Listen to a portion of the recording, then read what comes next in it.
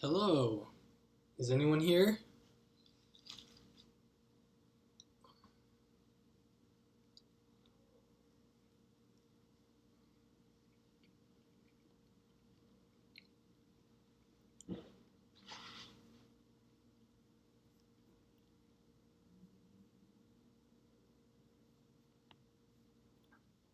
Uhuru, Renee. Who else do we have? Kristen, Jackson, Johan, Virginia.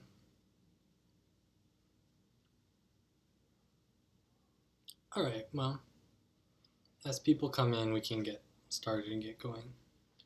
So the way that this works with the telephone call-in number is that we're going to go through, and then once I'm done with the reading and a little bit of analysis, we'll open up the telephone line and we'll take any calls or comments that people have on the article or in general about the work of the party or the Solidarity Movement. So welcome. My name is Connor Voss and I'm the National Secretary of the Uhuru Solidarity Movement. Right here. The Solidarity Movement is the movement of white people working under the leadership of the African People's Socialist Party. The party itself was founded in 1972 by its current chairman, Omali Yeshitela, and then shortly after, in 1976, the African People's Solidarity Committee was founded, which was a movement of white people who wanted to work in genuine material, concrete, economic solidarity with the struggle for self-determination that African people were leading.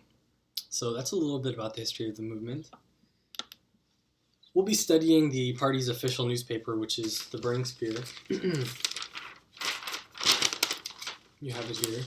The Burning Spear was actually founded before the party was formally founded. Burning Spear was founded in 1968. And yeah, it's great. It's awesome. I get it every month. You should too.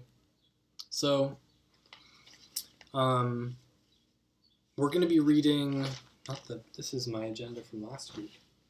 We're going to be reading the article listed here, which is called, the title here is Uhuru Movement, but it's Gazi Kodzo's in-depth interview with St. Pete's mayoral and council candidates Aretha Akile Canyon and Jesse Neville. Uhuru, Johan, welcome. So that's what we're going to be doing. Last week we read this Point of the Spear, which the Point of the Spear here, which is about political and economic work being one. This week we're going to talk about the campaigns, so we're going to read that interview. So if you could follow along, open to page 3.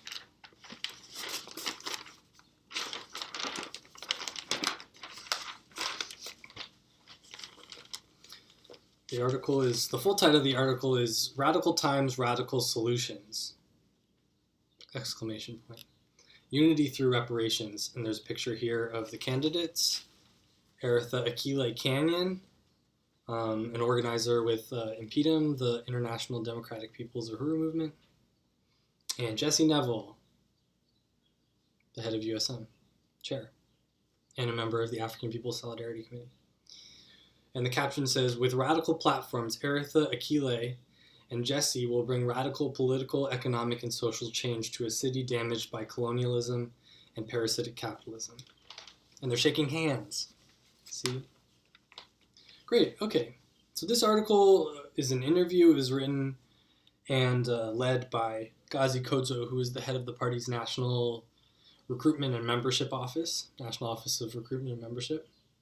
And actually, Gazi was the person who brought me into the work. I saw some African person sharing a video of a very exuberant African man on Facebook, and it was very, very direct and harsh, brutal almost criticism of the white community and white behavior.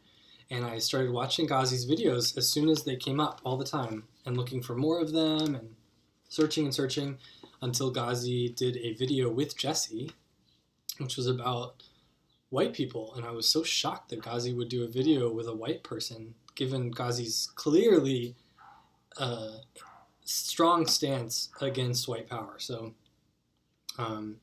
that was the first video that I saw, and it directly connected me with the Solidarity Movement 2 years ago, and I joined, and here we are. So, by Ghazi Kodzo. I have seen my fair share of sellout politicians try to sell their lies to the black community to get our votes. So when two honest and committed comrades who I know and have worked with for years told me they were entering the electoral arena, I was ecstatic. Finally, someone who speaks to the interests of our community and is unafraid to say the truth about what this city and system are doing to us, no matter who it might offend. Of course, I am referring to Aretha Akile Canyon, the 20-year-old African woman who is known throughout the world for her years of dedicated work among the African masses fighting against police brutality and other conditions we face. And Jesse Neville, a white activist who has been organizing in solidarity with African liberation for almost a decade. I sat down with these two political candidates to discuss with them why they have chosen to run for City Councilwoman of District 6 and Mayor of St. Petersburg, Florida, respectively, and what they plan to do once elected. Ghazi says, Akile, you're running for District 6 Council. I heard that your father has been a constant target of police abuse. Is this true, and how will this affect your policies on police terrorism? Akile answers, it is an unfortunate truth. My family, just like almost every black family across this country, has experienced constant targeting of police abuse. Ooh. Jackson shared the video. Jackson, are you there? I know you're not feeling well. Do we have anyone else? If you're here, if you're watching, make sure that you comment so I know you're there. We've got some people. Okay. Akile says, my uncle Aaron was stolen and has been locked away in prison since I was in 7th grade. He was taken away from 3 beautiful children for whom he worked tirelessly to provide. He was sentenced to 26 years in prison and was sent to South Carolina. And within the past year and a half, my father, who has been a victim of police abuse on so many occasions, was walking around in a small grocery store near his workplace. Someone had called the police because they said someone was in the store waving a gun around. My father opened the front doors to exit with 2 shopping bags filled with snacks in his hands, and he was confronted with nearly 20 police officers, all with their guns drawn and a shotgun mere inches from his chest. He was demanded to lie on the ground and be subjected to a search. I had graduated from college at this time and was already familiarizing myself with the police's historical and current function in relation to the black community. This is intolerable, and to this day, not one of those trigger-happy officers who gun rushed my father has paid a price. This is all the more reason for my policy of black community control of the police. Not only as a means to end police terrorism of the black community, but to make the police accountable to the black community and to completely deconstruct this relationship that the police have with the black community, where the police act as a military occupying army coming into our community for the sole purpose of looking for crime and what they call trouble, not to, quote, protect and serve, as their mantra would suggest, while the black community functions as the occupied.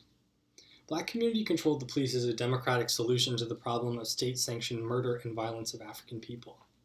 I must demand, as someone personally affected by police abuse and has seen it carried out in my community time and time again, the public safety of the black community, and that is through this policy of the black community hiring, firing, training, and disciplining the police in our communities. Uhuru. Jesse, this is Ghazi again. Ghazi says, Jesse, you've been my comrade for years, and I know you're going to get the vote. But how are other black folks supposed to know you're not using the promise of reparations as a trick to get our votes? It'd be a good, I don't know another politicians use that trick. That's not a popular trick. Uhuru Jackson, welcome. Okay, Jesse answers. This is really an important question because for years and years, politicians have told every lie in the book and used every trick to try to get the, quote, black vote. But they can never stand for reparations. That's what I'm saying. In fact, even Bernie Sanders and Barack Obama both stated up front that they were opposed to reparations. That's because they're politicians and they're part of the system. I remember when a friend of mine said, Bernie, Uhuru, Preston! Welcome! A friend of mine years ago said, Bernie doesn't support reparations. I'll never support Bernie if he doesn't support reparations. And I had never, heard of the reparations demand, really, honestly. It was so... I think maybe that was one of the first times I had really talked with someone about reparations and how no politicians really support that as an economic justice, as a platform. So that's what's so cool about these. Jesse continues, I'm bringing the reparations demand up into the electoral arena so that everyone is forced to deal with this issue. This shouldn't be a taboo. Reparations were paid to the Jews for what happened in Europe, so why shouldn't we talk about reparations to the black community for what's taken place right here in America? Reparations is not a promise, it's a demand. I would never expect anyone to trust a politician. I sure don't. I trust the people and the movement. That's why we keep saying we can only win if we build the people's movement. Unite St. Petersburg around this progressive agenda. When we win, the only way we make reparations real is for the people's movement to sustain and exert real power. This takes it out of my hands or whether I am trustworthy. This is a revolution we're talking about. Revolution is in the hands of the people, not politicians. My candidacy is not just an instrument for the people to ascend. My candidacy is just an instrument for the people to ascend to power over the future of the city. Uhuru, Preston! Uhuru! Johan, great. We got everybody in here. Kristen, still waiting on Kristen. And Zay. So there's someone named Zay who came last week who's going to come. Okay, sorry, I'll keep going. Ghazi asks Akile, it's great you're young and black, but young black people can be sellouts too. What Ghazi does not play around. Ghazi says it like it is. He says, young black people can be sellouts too. What makes you different than these young Condoleezza Rice clones I've been seeing? Akile responds, the glaring difference is in the platform, or the lack thereof for that matter. There's no significance in my youth unless it represents a struggle against the status quo, not a youthful manifestation of it. Continuing on page 14. I think it's just on the back of this. Okay, page 14. My platform, this is Akile again, my platform of radical solutions speaks to the interests of the black community specifically, and there isn't anyone out here doing that right now. Uhuru, get his here, Kristen. Yeah. Ghazi is literally the best ever. Ghazi's pretty powerful, pretty charismatic, pretty confident. Great comrade.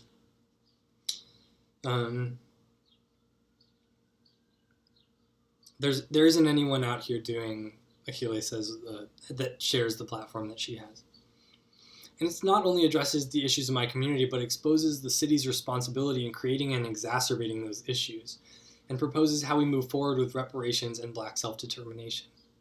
There's a lot of black youth out here now who rely on their age as part of their platform, almost like that's supposed to be the winning point amongst the black community, but it's not enough. I'm not afraid to challenge the status quo, the big money politicians, the big developers, or the sellouts for that matter. I'll call them all out, expose them to the people, and win the people to join the social movement to fight for what's in their interests. If a young black candidate can't even say the word black throughout their campaign, if a young black candidate washes over the past for the sake of the corrupt city leaders, then they're not the people's candidate, and that's the difference. I am a candidate of and for the people. It's funny, there are a lot of candidates that talk about being of and for the people, like a populist candidate. But that's what this really is. So anyway, that's a really good point, that it's really being laid out specifically that the people are in charge here. The people are running this whole plan. Ghazi says, Jesse, how are you going to get the alt-right racist white folks to unite with reparations once you're mayor? It's a trick question. Hint. Jesse says, we can't be afraid to draw the line. Uhuru! So true. I firmly believe that most people in the city will stand on the right side of the line, but a few will not. They are still tied to the status quo. They want business as usual. They want power to stay in the hands of the big developers, the bankers, the land grabbers. We're in for a fight, but we can win.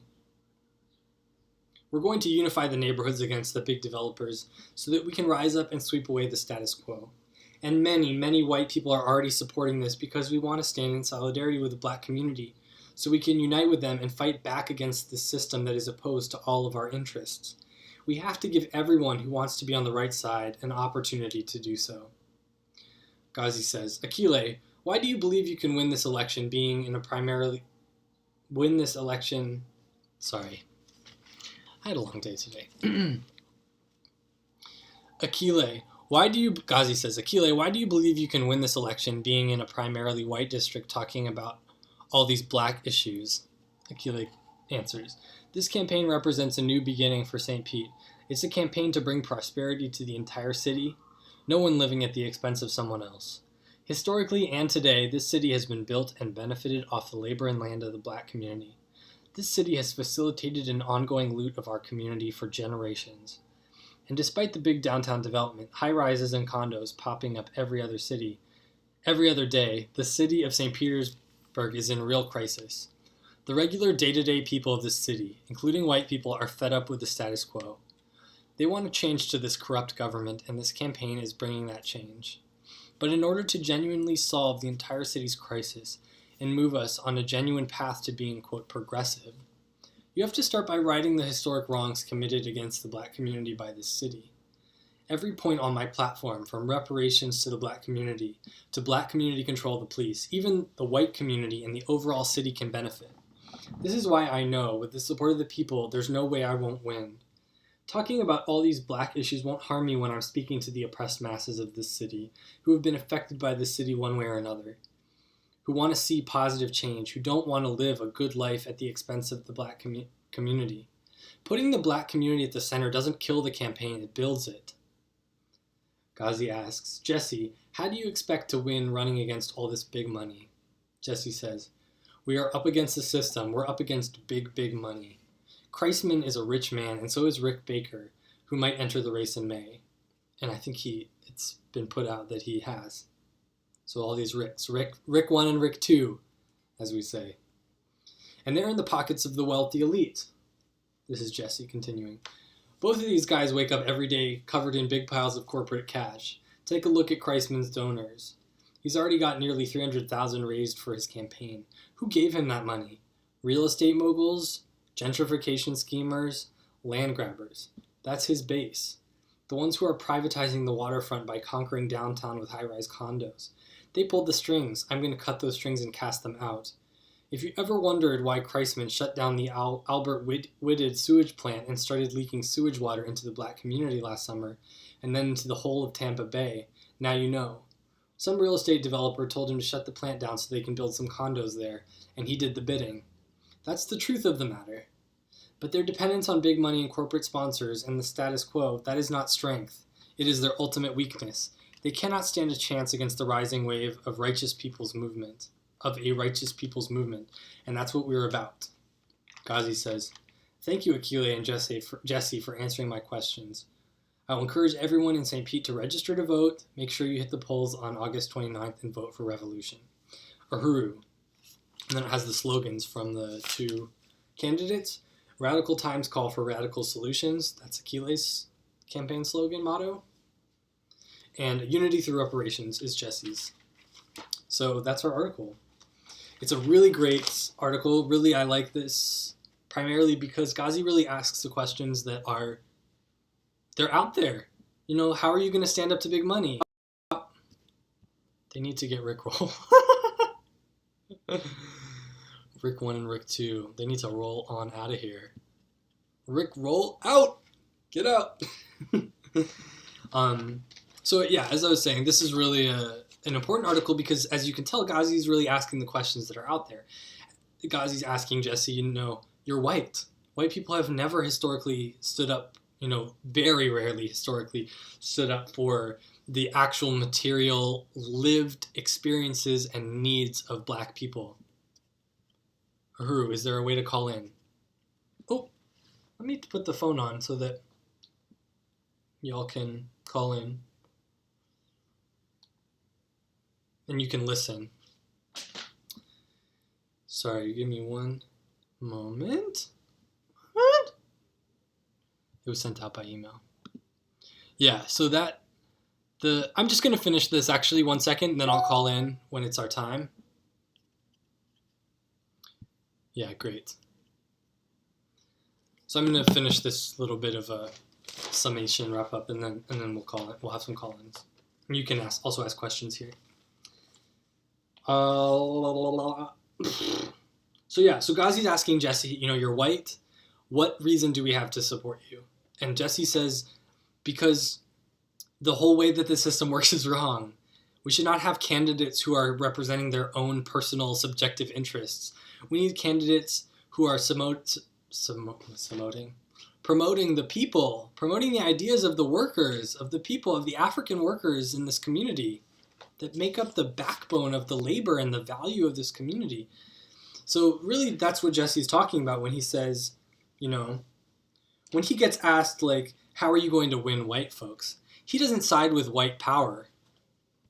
Great. Okay, I'll call in just 1 second.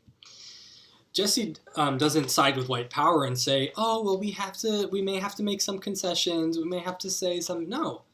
He says you have to draw the line. The party line is the line. The political line has been deepened over years and years of work in this exact area. We have to trust it. And as white people, we have to work under its leadership. So that's why Jesse is so clear in saying, yeah, called in and no one was on. Okay, I'll call in right now. You'll have it.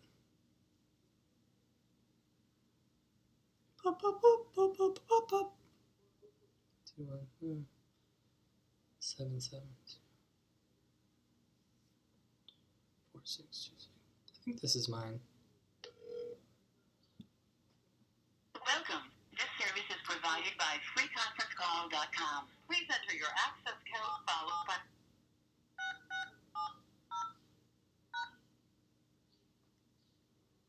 If you are the host, press... Dun, dun. Okay, so I have this here. I called in, it's sitting there. If you call in, make sure that you mute your thing. Okay. You gonna call in, Jackson? You wanna call in and say something? Okay. So, what else? I made a note over here. Oh, this wasn't the one I made notes on. So Akile's been working in Impedum in the Uhuru movement for a while, and so she has a really good relationship and working knowledge of all these things. I don't know her that well, but I've heard her speak, and she's incredibly powerful and amazing and lovely and great. And she has been involved in a lot of the rallies and stuff, so there's definitely videos of her to check out. And she has a website which you can check out. Jesse also has a website which has a breakdown more specifically of all the things that are on here. It's a 20-point platform. It's like, I said this the other day.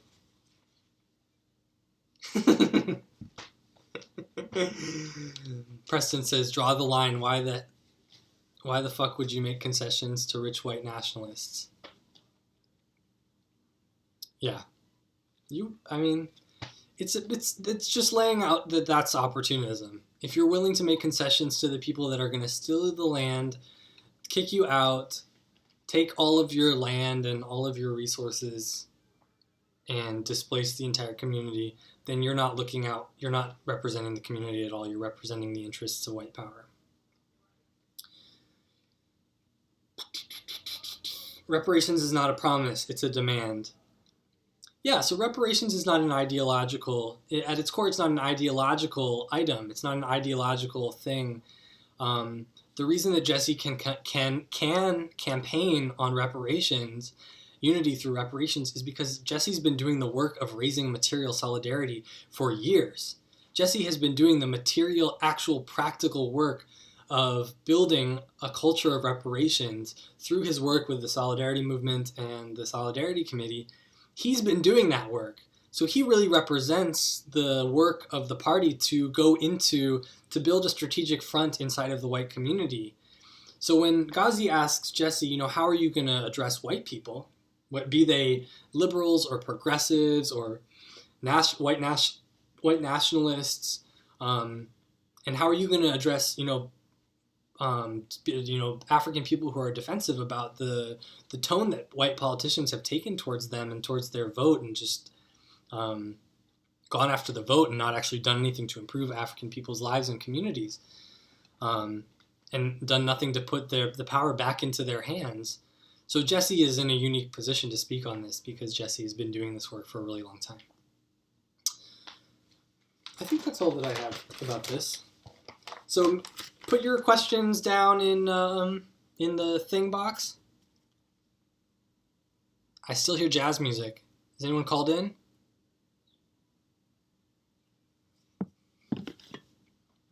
I'll wait. So Jackson says, I really agree, Preston. Excellent interview, really laying out what this campaign means for people in St. Pete and everywhere.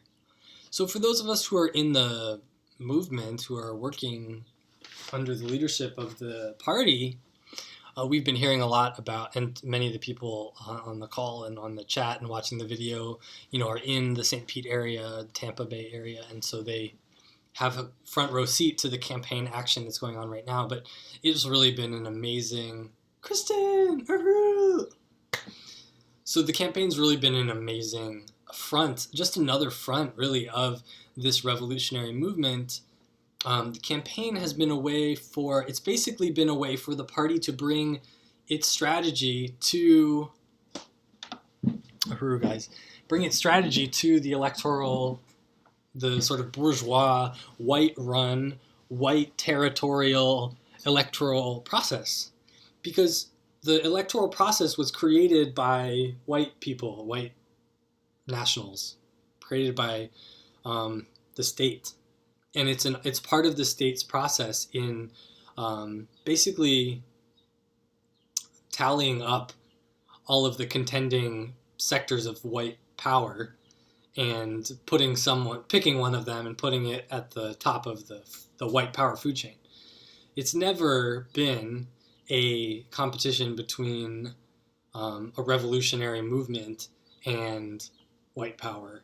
Or it's had, traces of, there are certainly African people who've run for office. It's not to say that hasn't happened, but none of them have run on campaigns like reparations, like these kinds of platforms that Akile is running on. So it's really a historic campaign.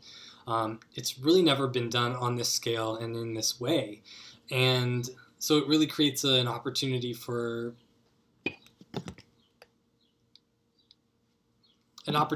people in that area and all around the world and around the country to see a precedent being set for a politician to gain support from a community based on this kind of a campaign, based on this kind of a relationship to workers and workers getting power over their own lives. I also think it's really a brilliant campaign sorry, I keep kicking the table. I think it's okay, Jackson asked a question.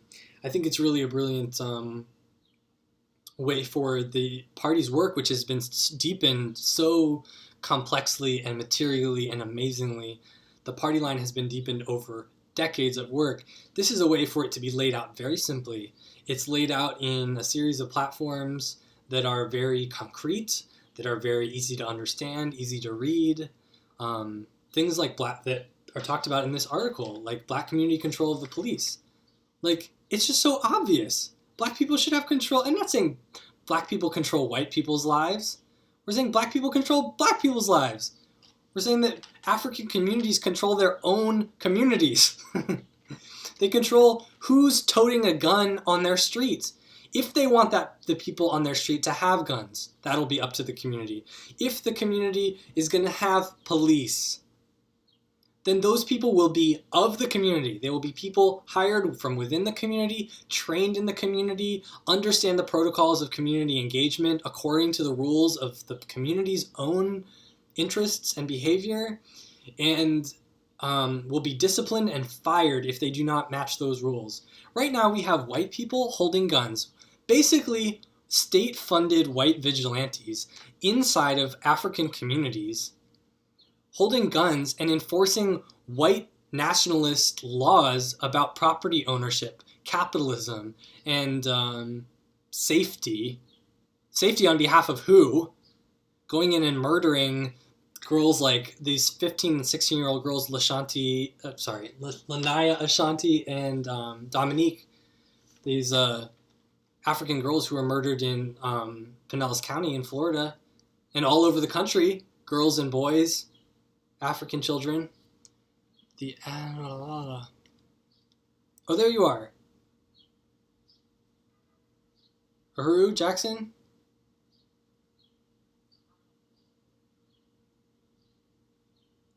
It's Jesse. Yeah. Wait, let me turn on the speaker. Do you have the video muted? Oh my goodness. We have, just for our viewers who are here, we have a very special guest. we have we have actually one of the candidates on the line right now. So I'm going to turn on speaker and we can all listen to the question or conversation. Uhuru. All right, you're on air. Oh, hello? Shelly? Okay. Uhuru, can you hear me, Connor? I can hear you. Johan, can you all people who are on the chat, can you hear Jesse? There's a little bit of a delay. Yeah, I think they can hear you. All right, okay. All right, Uhuru, everybody. Uhuru, Connor. Yeah, this is Jesse Neville, and I just really wanted to appreciate the study series of the Burning Spear that Comrade Connor coordinates on a regular basis. And just in terms of this article and just a little brief report from the front lines of these campaigns, that this article was really important because, like Connor mentioned, even though Ghazi is obviously friendly to the campaign, obviously, as a member of the party, he deliberately phrased the questions to be hard-hitting because he wanted the readers to see how we would respond, being, faced with these difficult and more challenging questions. So I think it was a really great interview. And just in terms of just the report from the front lines, right now, Akile is in St. Louis speaking at a conference on Black political empowerment sponsored by Zaki Baruti of the Universal African Peoples Organization. And Zaki Baruti was one of the foremost leaders of the Ferguson resistance after the shooting of Mike Brown.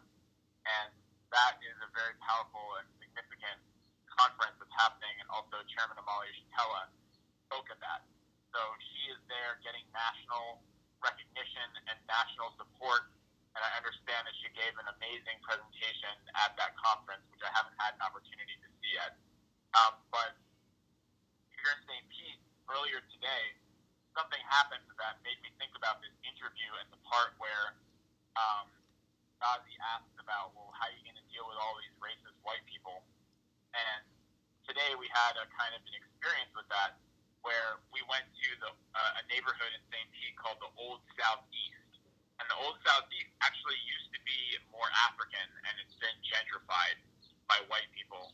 But a lot of the white people who live there, including one of our amazing members and organizers, Anne, they're very open to the line of reparations and to being one, to a principled stance of solidarity with African people.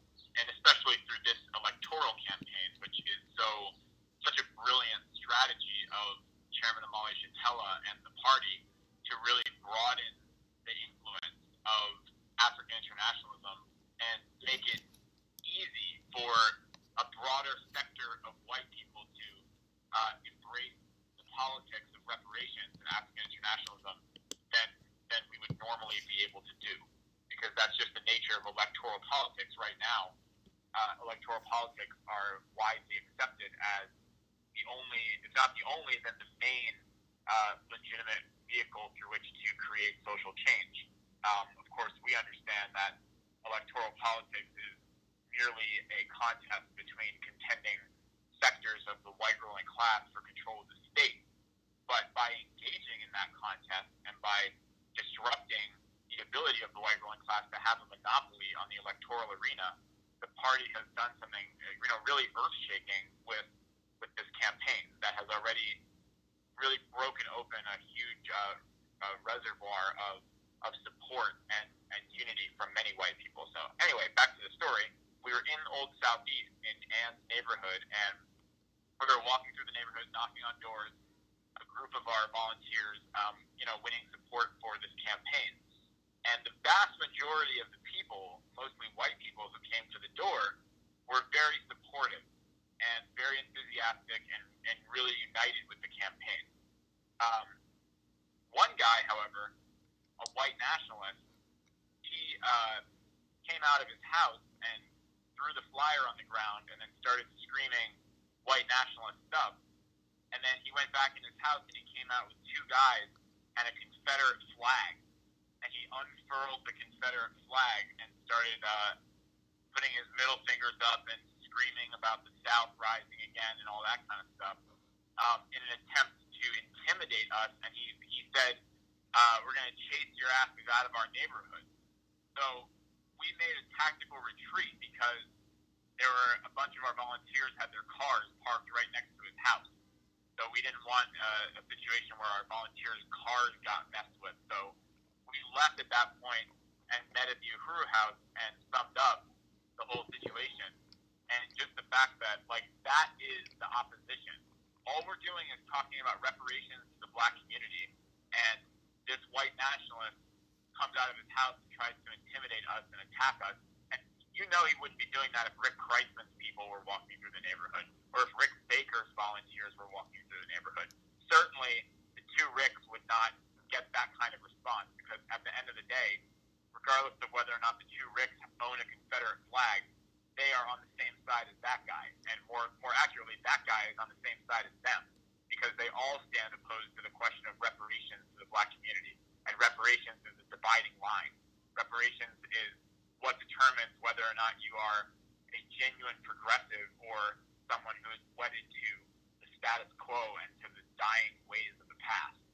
So what we did was we ended up going back to that neighborhood and we recorded a video of our volunteers standing around, and I made a statement surrounded by our volunteers saying that the majority of the white people in Old Southeast were overwhelmingly supportive, and this neighborhood wants change. This neighborhood, like the rest of St. Pete, wants to unite through reparations, wants to live in a progressive and united city where no one lives at the expense of anybody else. And this one white nationalist guy doesn't get to intimidate or silence us and does not get to represent the agenda of this entire neighborhood. That we refuse to be intimidated, we refuse to be silenced, and we refuse to go away. We're going to continue coming back, hitting the pavement, knocking on doors, and uniting this neighborhood around this progressive platform. And people were very, mobilized and excited and undeterred, because that's not the last time that's going to happen. It's going to keep happening. It's going to get worse. The more our movement grows, the more the frothing reactionary attacks on our movement are going to intensify as well. And the ultimate security is in the people. The ultimate security, that's always been the party's primary organizational understanding in terms of security, is that the security lies in the masses. The security lies in organization and in your connection, our connection, the party's connection with the masses of the people. So we are winning, and there's a lot more I could say about the campaign just in terms of the influence and the impact that it has already had on the city of St. Pete. But we know we can beat the Rick 1 and Rick 2. We can beat the hell out of them, and we're planning to do that. We're in the process of making that happen now. And all the other neo-colonialists, the mini Condoleezza Rices, as Gazi would say, that are vying for control of District 6 are going to go down in flames too, because Akile is going to win. And the city of St. Pete will never be the same. Uhuru. Thank you so much, Jesse Neville, future mayor of St. Petersburg. The confidence that you have is really makes me very proud, and I look forward to. I'm actually going to be going there just to share. I'm going to be in St. Petersburg helping out with the campaign. the first 2 weeks of July. But there's many ways that we all can help out. I don't know, Jesse, if you want to talk about some of the ways that people around the country can help out, support the campaign, either through visiting, coming there, helping out on the ground, or any other means. Definitely. Thank you. The number one thing I would say is donate. Please donate. If you have the ability to donate any amount, no amount is too small, or, well, actually, it can be too large, because our donors, the maximum donation that we're allowed to get from an individual is $1,000. But if you can do $1 or $1,000, it goes a long way. And as that article talked about, we are not obviously funded by big money, corporate donors and political action committees and the Democratic Party, and we don't have any of that. So we rely on the support of the people, and that means not only volunteers and votes, but also in terms of resources. And we do need money to do some of the things that we need to do to win this campaign, including, buying signs, buying palm cards, even getting certain kinds of advertisement, and even things like getting water bottles and granola bars or whatever, apples and bananas and peanut butter and jelly sandwiches and stuff for our volunteers. All of this stuff takes resources. This is a people-powered movement, and we're at a point where we're going to have hundreds and hundreds, if not thousands, of volunteers on the ground making this happen. So keeping everyone going and making sure everyone has the materials and tools to make the campaign a success is really important and needs resources. So donating to both campaigns, and the websites are jesseneville.com and Akile for District 6, the number 6.com, and donating is one way. And also spreading the word on social media is really important. It doesn't matter if you're not in St. Pete, because this campaign has national, international significance. So spreading the word on social media, going on Twitter and following me and Akile on Twitter and retweeting and liking and whatever, all of our stuff that we're posting. And if you are in St. Pete, volunteering on the ground, or if not, there's a media team that you can join. There's a social media team. You can help get endorsements. You can help raise money. You can hold a house event wherever you're located and show people videos of the campaign and raise resources that way. So there's a myriad ways that people can get involved. Thank you. Yeah, I really look forward to that. And it's just amazing how much of a victory this campaign has already been. Just in the ways that the news coverage has been expanding, and it creates something really, really important to talk about. I know I'm in New York City area, and having a campaign like this is a very easy point of entry for many people. So I know that this campaign will go very far to build that culture of reparations that you talk about in your campaign, and that all the work that we're doing here in the Solidarity Movement. So that's great. I really look forward to following the campaign so much more. And thanks for calling in, Jesse. Uhuru, thank you. Uhuru. This is Jackson. I really want to salute Connor, this study, and of course everything that Jesse has so brilliantly laid out, and the international significance, as you said, of the campaign. I'm from San Diego, California, and we see the issues facing St. Pete happening everywhere. The poisoning of the water, we see that in Flint, Michigan. I saw that in San Diego, California, with there being lead in the water, and kids at white schools being given water bottles by the teachers, and kids and African and Indigenous children at their schools being told they can't have any water, not being provided any water, going dehydrated on hot days, and so many issues of an African person in San Diego County was murdered by police just in August, I believe. And this campaign is really showing the type of campaign and what needs to happen all over the country, and how these issues can be resolved, how this violence and colonialism can be overturned, and what reparations looks like, what a progressive city looks like. And so everyone needs to see what to do, what this looks like, and everyone, anywhere, and everywhere needs to support this campaign. Uhuru. Thank you, Jackson. Yes, Thank you. Yes, it's very mobilizing and moving to see this campaign, for all of the people around us to see what this campaign is really doing. It's just amazing. I'm just amazed again and again. I wasn't really that aware of the campaign in its earlier inception. I wasn't so connected to it, but the more I'm learning about it now, the more I'm just so pleased with everything that I see, with the candidates. The way that they're speaking about the issues is so mobilizing and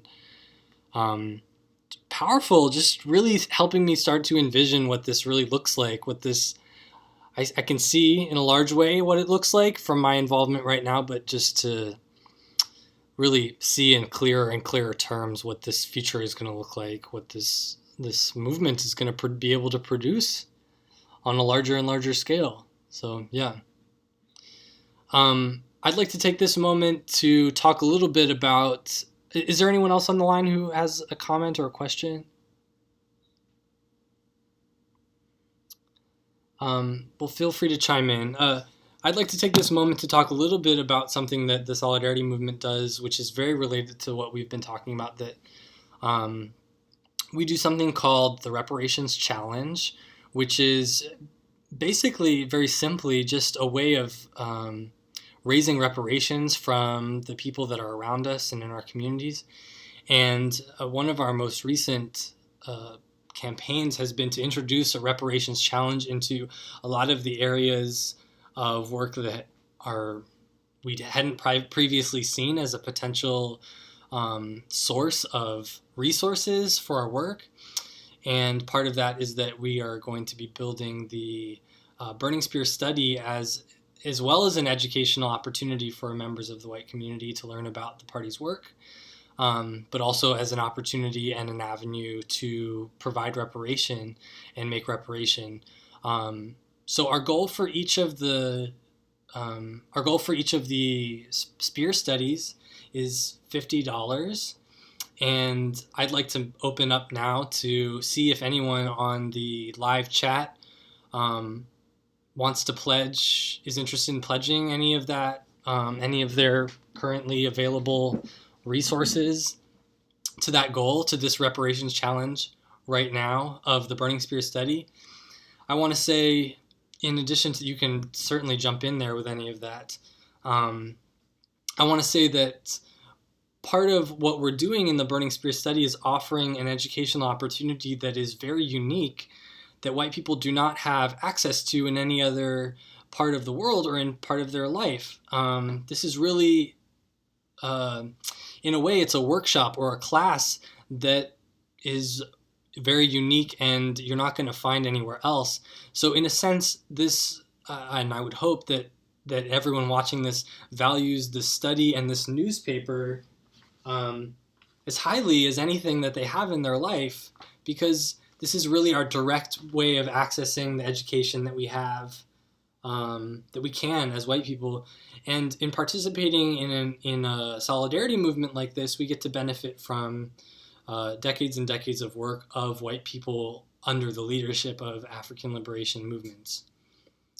Oh, Kristen mistakenly sent Bernie Sanders $35 for his campaign. Then Jill just sent $50. Need 20 times that. Kristen, are you saying that you just now today for this particular reparations challenge submitted $50?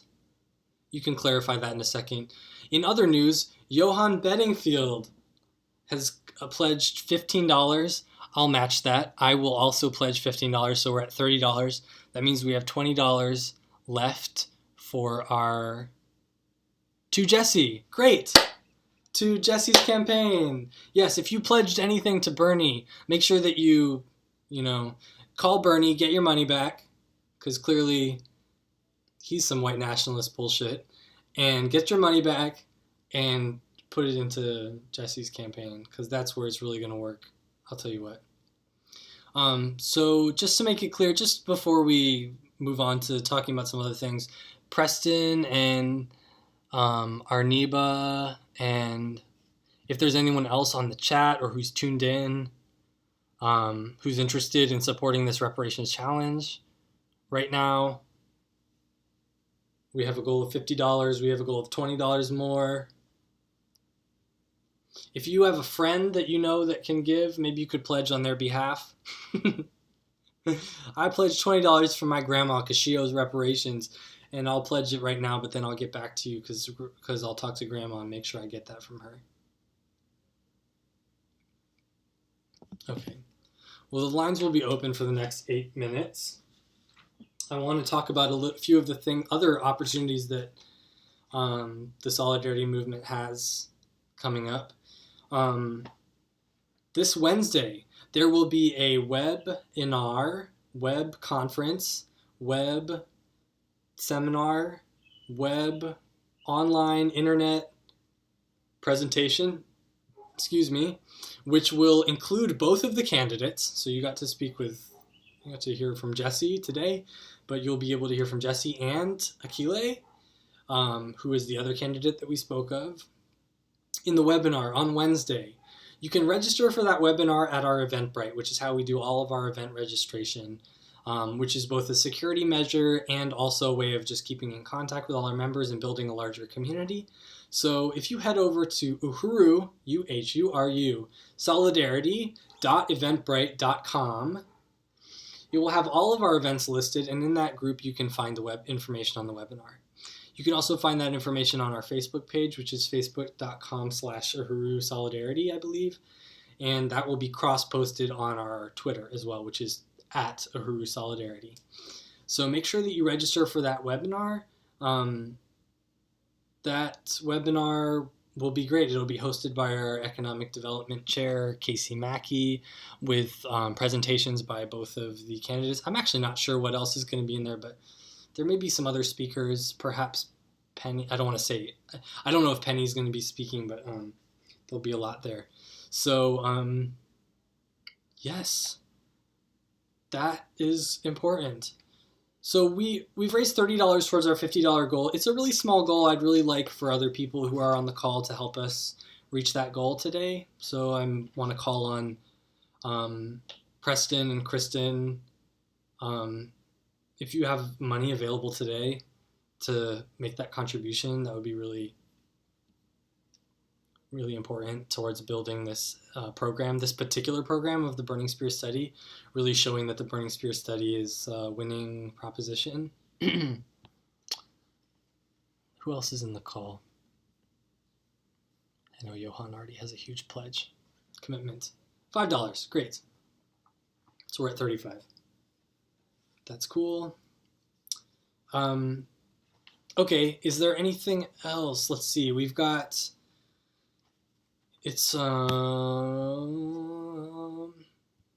we're on the 20th of May. The second Sunday of next month, of June, will be our second members meeting, which we'll be building better this time around this month. What else? We'll have a Burning Spear study next week. So, I remember there's something exciting. Was going to get more coffee and baklava. Pastries are good, but reparations is even more winning. I mean, a pastry is going to get you pleasure in the second you eat it, but then, but reparations, lifelong power.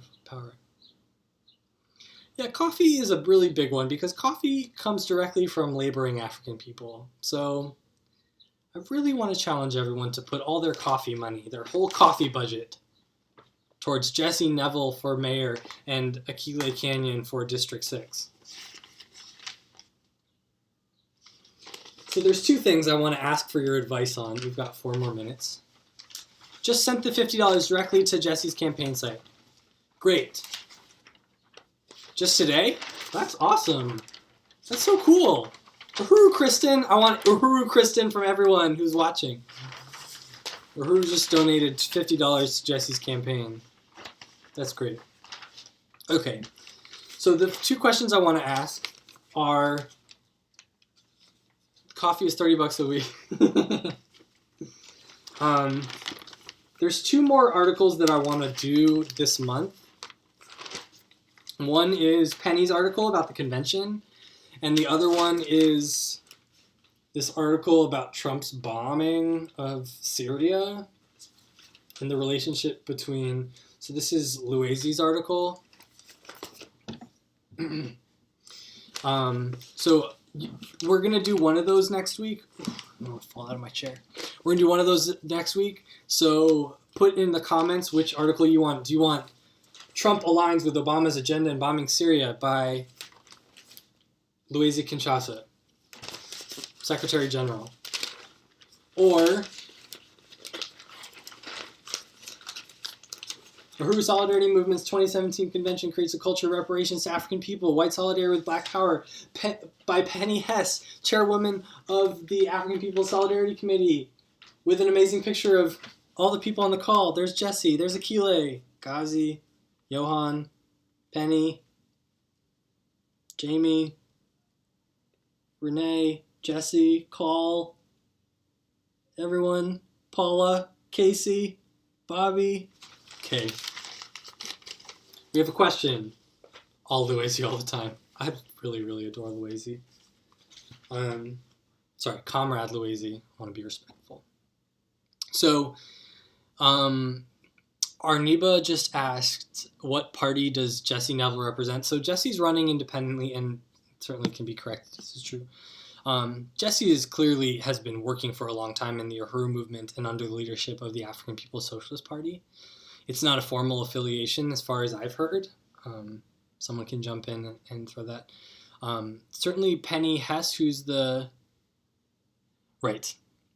So the mayoral race is nonpartisan, and Jesse is not affiliated with any party. But if you look at Jesse's record of involvement with the reparations campaigns of the African People's Socialist Party, I mean, his commitment to the work is made, at least in my eyes, is made clear through that long history of involvement with the economic justice work of the party, through its strategic campaign in the white community. I don't know if that answers your question. Yeah.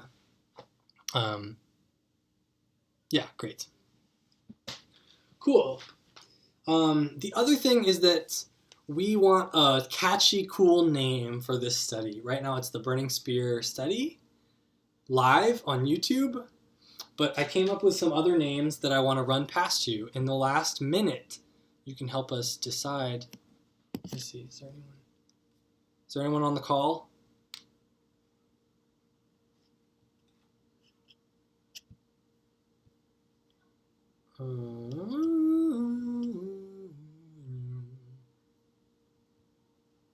What did I put in here?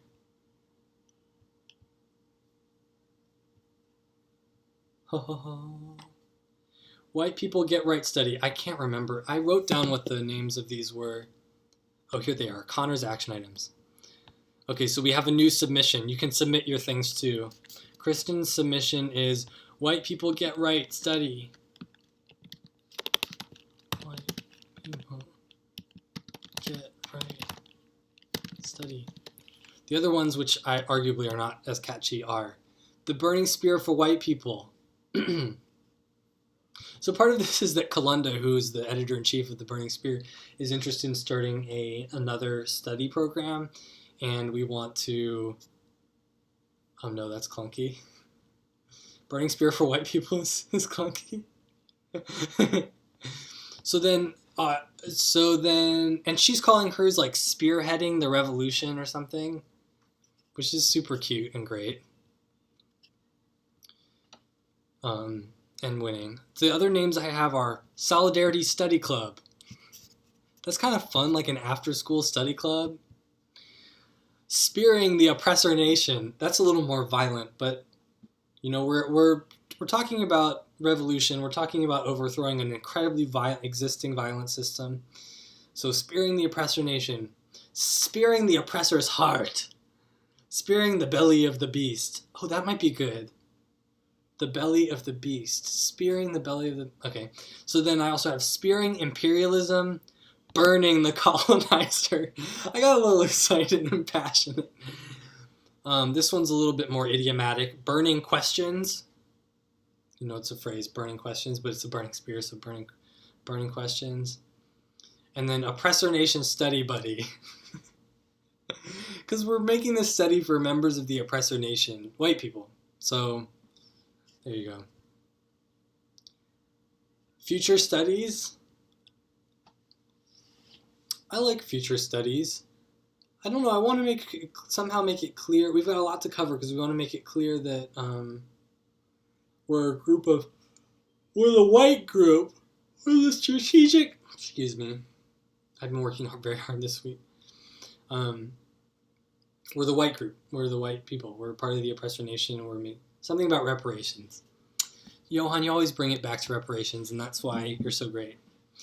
Because reparations is at the core of our work. So, reparations study, reparations, unity through reparations, spear study. Let's see, education through reparations. That might be good. We'll keep it on your mind. In the intervening week, between now and the next study, I encourage you all to send suggestions for names if they occur to you. And then I'll get them made into jackets, and then we can all wear them as we sit and read our newspapers together and drink tea and read our papers. Let's see, one last time. Is there anyone on the call? Anyone here?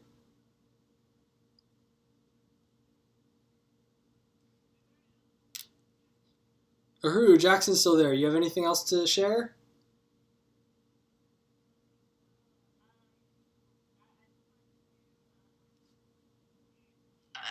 Reemphasize, how reparations is the cornerstone of what we do. We everything, even our very existence in so many cases, we white people are parasitically, regardless of intentions, living off of the oppression and colonization of African people and colonized people everywhere, and reversing the stream of stolen resources is, how we can get on the right side of the question and be in solidarity with all oppressed peoples, because as Connor, you were saying earlier, the coffee that we drink, the clothes that we wear, and just everything, absolutely everything, is at the expense of African people in our daily lives.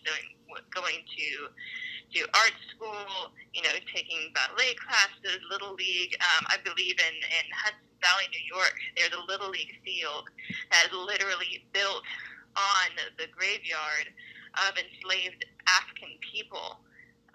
So, reparations is how we can take an actual stance, because just, quote, having black friends and, hugging it out doesn't actually, solve the conditions of the world in which we live. It doesn't stop African people being gunned down in the street. It doesn't help African people take control over their lives, over their own food and clothing and shelter, and having control over these schools where African children are so heavily oppressed and policed, and African head wraps ripped off their heads. It doesn't. Black community control of the police, black community control of healthcare. It doesn't address any of those things to just talk about feelings and the ideas in our heads. We needed to really change material reality and really put our words into actions. And reparations is how we do that. Raising money, literally, is how we do that. Changing it so that this system does not have the ability to keep parasitically feeding off of African people. And in fact, a successful campaign for reparations, the system will not be able to survive that. So reparations is a revolutionary demand. And as revolutionaries, reparations is what we do. And so I really want to emphasize that and salute you, Connor, and the study and everyone on the study, Uhuru. Uhuru Jackson. Yeah. I mean, really, I think about reparations as like a medicine. It's like you don't have to be worried. If you're paying reparations, if you're doing the work, the economic work, you don't have to get your emotions all wrapped up in it, really. I mean, a lot of folks get very worried. White people get very upset when they start coming to terms with this legacy. But the solution to the flow of wealth going away from African people is just to redirect it towards African people. It's that simple. So that's what reparations is. It's plain, it's quite an elegant strategy. So thank you all for tuning in. Thank you, Jackson, for that summation of the importance of reparations, and thank you for all who've called in, talked. Thanks, Jesse, for being here. Thank you, Johan and Kristen, for your contributions in terms of material resources, in terms of material power. I'll be following up with everyone. And tune in next week. There'll be an Eventbrite posted shortly tonight. So thanks for tuning in, and Uhuru, and I'll talk to you guys all next week.